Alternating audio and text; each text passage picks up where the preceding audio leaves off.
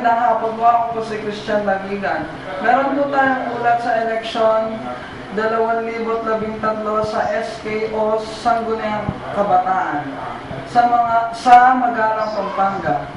Mula sa San Pedro 1, Magalang, Pampanga, nag-uulat na katutok live. Angelica Musli, Angelica.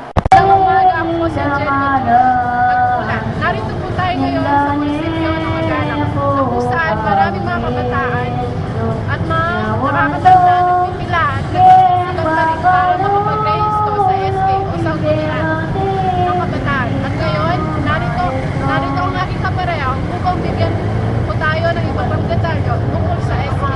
Narito po ako ngayon sa opisina ng Comelec dito po sa Magalang. Narito po ako ngayon sa munisipyo ng Magalang. Kagaya ng sinabi ni Angelica, ay napakaraming mga kabataan na nagpipila at nagpaparehisto upang sila ay makauwi sa kanilang tahanan.